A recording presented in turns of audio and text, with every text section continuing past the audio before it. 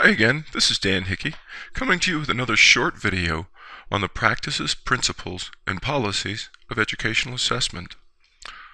This video concerns the topic of standardized testing.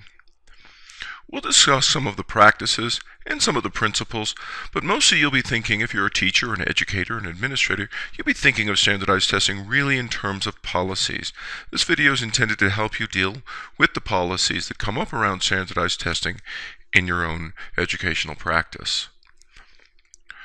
Let's start by discussing what makes a test standardized. One of the key differences with a standardized test is that all takers answer the same questions. These items usually come from a common bank of items. Commercial tests in particular draw from large pools of very carefully constructed items of known difficulty. The items on a standardized test are scored in a so-called standard manner. These items may or may not be connected to standards or educational standards, as you're likely familiar with. Educational standards are collections of curricular aims that states or countries have agreed upon. Those are typically measured, achievement of those standards is measured using standardized tests, but there are many standardized tests that are not associated with educational standards or other standards. In fact, many standardized tests, such as those used in psychological measurement, aren't aligned to standards at all, but rather they're aligned to a psychological construct that's been theoretically developed. Standardized tests are usually given to large numbers of test takers. They're developed for comparing large number of people in a standardized manner, and they're developed using sophisticated psychometric techniques. We won't get into these techniques in this video, but it's important to know that there are a lot of assumptions that go into making standardized tests, and many of these relate to a technique known as item response theory, or IRT. The beauty of IRT is that it lets test developers know, it lets them figure out how difficult each item is relative to all of the other items in the pool. Once you've done this, it allows you to create different versions of the same test, and it allows you to equate different tests. Typically, standardized tests involve selected response items. However, there are quite a few exceptions to this. For instance, in the familiar standardized writing tests, where all test takers complete the same prompt, a standardized prompt, so to speak, and then those responses from the writers, from the students, are then scored in a very standardized manner, often using computers and humans. You also have standardized performance assessments. There was a big push in the 90s in the US and in Europe to reform testing using standardized performance assessments. This became quite problematic for some of the reasons we'll talk about today. As you'll learn, some of the assumptions that go into standardized tests are difficult to do with more open-ended formats. In recent years, we've seen the emergence of the so-called evidence-centered design. Many of the American states that are part of the Smarter Balanced Assessment Coalition will be implementing these new assessments. These are standardized tests. However, they use a very different model of psychometrics to allow test takers, in fact, in some cases, to answer different items, or to answer different items depending on their response to a prior item. And that raises a lot of very complicated issues. So just be aware that things are changing. There's a lot of new formats coming out now, and in particular, the use of technology is really changing standardized testing very quickly. It's important to think about the context in which you work and how that relates to standardized testing, perhaps more than any other aspect of educational assessment. This is because standardized testing that relates to you is dictated by that context. In other words, you don't have very much control over it in many cases. A lot of times, as an educator or an administrator, and often as a researcher, the broader context in which you're doing your work is dictating the standardized testing that will be used in that setting. Standardized tests are very expensive to develop. They must be securely administered, and this is a big issue. They take a lot of time and a lot of money to develop, and then they actually take up quite a bit of time to administer as well. Those of you who work in schools can know that enormous amounts of instructional time ends up being dedicated to standardized testing. Now, some of you may do standardization process with your classroom assessments. For instance, if you are a faculty member and you work with multiple instructors teaching the same course, this happens in secondary school sometimes as well. You want to take some time and think about how your understanding and your knowledge of standardized testing is impacted by the role and the domain in which you teach. For example, in my own courses, my graduate level courses in educational assessment and educational psychology, now there's no really standardized test out there. I suspect I could probably find one to administer. Now I do know that many of my students, when they're in pre-service education, are going to face standardized tests of the concepts that they're learning in my course. It's really in my own research where I really encounter standardized tests a lot. A lot of what I do in my research is I align semi-formal and informal classroom assessments to external achievement tests. And now those tests are really important because they allow me to make claims that my interventions, my efforts, and my improvements when I'm collaborating with people really will lead to gains on other standardized tests that the students face. Now I'd like to talk about interpreting test scores. There are two ways of thinking about interpreting standardized test scores. Many of you will end up interpreting scores as they relate to individual students, but it's important to understand how scores are interpreted for groups as well. Most of you are probably familiar with the notion of the median score and the range of scores. Now, median is what's known as a measure of central tendency. It's one of several ways of saying how a distribution of scores clusters around the center. Now, the range is a simple way of characterizing the diversity of scores around that central measure. It's really much more appropriate to think in terms of means. Most of you probably know the difference between the median and the mean. Now, the median is easier to understand, of course. It's the middle score, but the mean really captures sort of the average. And rather than range, it's more appropriate to think in terms of standard deviations.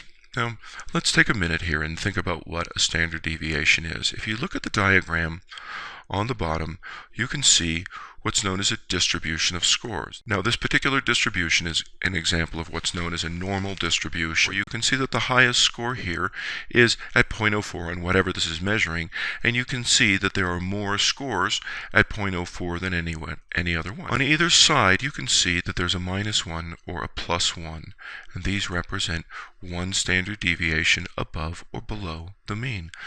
Now, when scores are normally distributed, as they are in this diagram, when you know the standard deviation, when you calculate the standard deviation, which is relatively simple to calculate, I'm not going to talk about it in this video, but when you do calculate it, you can understand quite a bit about the way those scores are distributed. You can see, for example, that around 68% of the scores fall within plus or minus one standard deviation. In other words, 34.1% of the scores fall within -1 standard deviation, and another 34% are one standard deviation above. Moving out on either side, you can see at -2 and +2, you can see that an additional 13% on either side. What you really see here is that a relatively small proportion of scores occurs beyond -1 or +2 standard deviations, just 2% over there on either side. And then this is a really helpful way of thinking. If someone says a score is 2 standard deviations above the mean, right, you can see that it's higher than almost all the other scores in the distribution. And likewise, if someone says a score is -3 standard deviations below the mean, you can see from that diagram that only 0.1% of the scores fall in that range. Now, most of the time you're going to be concerned with interpreting individual scores.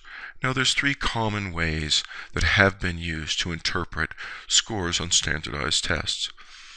Traditionally, percentile scores were often reported. You would say that the student scored, for instance, above 50% of the other students in the 3rd grade, or above 75%. Now, that's really easy to interpret, but it's incredibly problematic because what that means depends entirely on the norming group, right? So what sample of 4th graders are you referring to? Is this the 4th graders who took the test? Is this all of the 4th graders in the country, the 4th graders in the state? Both percentile scores and grade level equivalents have largely been replaced by scale scores.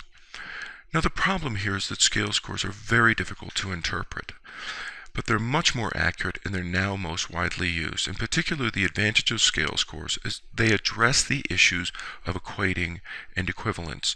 Now, I'm not going to take the time in this video to really unpack scale scores. I know from my experience that just won't make much sense at all if I explain it. Instead, I'm going to encourage you to get your hands on a standardized test that's relevant to you and to go through the interpretation guide, and it will explain what scale scores mean in the context of a test that's meaningful to you.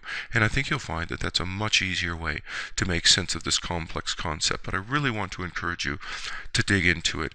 If you're dealing with standardized tests, and they're reported in scale scores, you're really going to have to help others make sense of what those numbers actually mean. Now let's talk about using achievement test scores. Obviously, the purpose of achievement tests is measuring student achievement. There's a general agreement about how you do that, but what you do with the scores depends on a lot of other factors. Most of you are probably aware of the enormous controversy that surrounds the way that achievement test scores are used in the US and in many other countries. In many cases, achievement scores have been used to compare schools. Many observers argue that most of the benefit that might come from comparing schools on standardized scores was already sort of accomplished as schools struggled to and worked to sort of improve their scores. This turns out to be a really problematic thing. Some argue that that kind of external pressure, that the sort of dysfunctional schools, that people think that achievement scores and that giving them letter grades or whatnot is going to somehow lead them to use that data to improve. And so far that just hasn't been the case. Certainly people haven't given up. It's continuing to happen, but it remains quite problematic. In my opinion, I think a lot of these efforts are quite misguided. They're very laden with political motivations, and in particular I think that the involvement of commercial testing companies in most achievement testing context is quite problematic. In particular, I'm very critical of the No Child Left Behind Act, where schools were compared against a fixed criteria, an unreachable criteria of all. Many argue now that that was really a politically motivated effort to break the public's confidence in public schools, and it appears to have worked. Again, that's my opinion. Other people disagree with me. Of course, one of the intended uses of achievement tests is improving and evaluating instruction. This is really the problematic area, in my opinion. In most school settings, efforts to use scores on achievement tests to directly improve instruction really have led to very little improvement and really many problematic negative consequences. There's a lot of reasons this is the case. In my opinion, the big issue is that the achievement tests are so removed from the actual instruction in the classrooms, both in terms of time and the way the knowledge is represented. Many teachers end up using achievement scores for things like sorting and for placing students into different classes and tracking progress. But in terms of actually improving instruction, most teachers will admit that it's very, very difficult to use those scores. Now, in my own work, I find that standardized testing are essential for the research that I do when I'm improving instruction, but I work very hard to keep those achievement tests very removed from the actual work that I'm doing. To want to make claims about my work improving achievement, I really have to use those tests. I also find that standardized tests are really useful for what I really like to do, which is try to improve instructional systems over time. I work very hard to align curriculum and assessment in classrooms, and if I want to see whether or not those efforts are improving in the long term, I can't really look at the results on the classroom assessments because I'm aligning the instruction to those assessments. In other words, I'm compromising the validity of the classroom assessments for evaluating my improvements. The only way I can really see whether or not I'm improving over time is comparing gains on achievement tests that are administered in a standardized way.